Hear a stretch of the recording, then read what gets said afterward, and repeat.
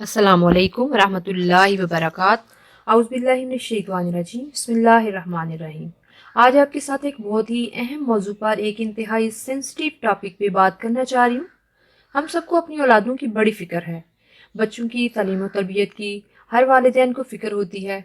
आज दुनिया में बहुत ही बड़ा इनकलाब आ चुका है। डिजिटल इनकलाब, इंफॉर्मेशन टेक्नोलॉजी का इनकलाब, सोशल मीडिया का इनकलाब, और दुनिया में इतना बड़ा इनकलाब शायद तब भी ना आया हो जब इंसान ने पहिया ईजाद किया था।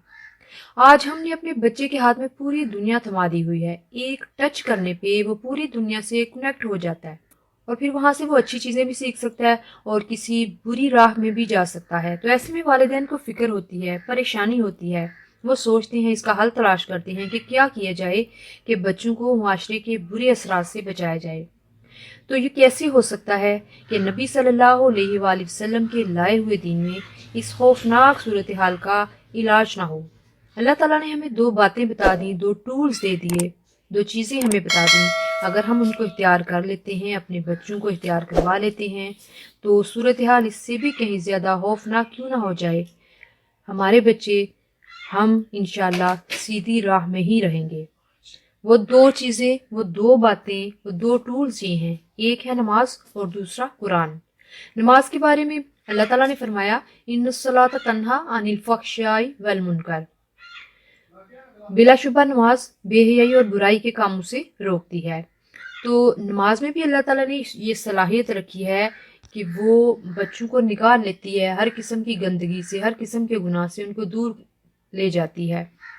और दूसरी जो दूसरा टूल है वो है कुरान। तो कुरान के बारे में अल्लाह ताला ने खुद फरमाया, इन्ना हाज़ल कुरान यहदी लिल्लती हिया अक़वाम व युबश्शिरुल मोमिनीन लज़ीना यामलून अस्सालिहाति अन्ना लहुम अजरन कबीरा। बेशक ये कुरान राह दिखाता है, कुरान वो राह दिखाता है जो सबसे सीधी है और नेक अमाल करने वाले मोमिनों को खुशखबरी देता है कि उनके लिए बहुत बड़ा सवाब है।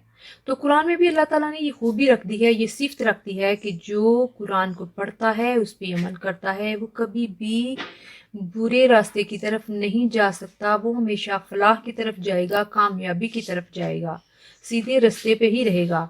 तो अगर हम कामयाब हो जाएं अपने बच्चों को नमाज और कुरान पर लगाने में, अल्लाह करे हम कामयाब हो जाएं, तो हमारे बच्चे इंशाल्लाह, हमारे बच्चे कभी भी किसी बुरी सूरत हाल की तरफ, बुरे असर की तरफ नहीं जा सकते। खुदा करे कि हम अपने बच्चों को इन दो चीज़ों पे लगाने में कामयाब हो जाएं।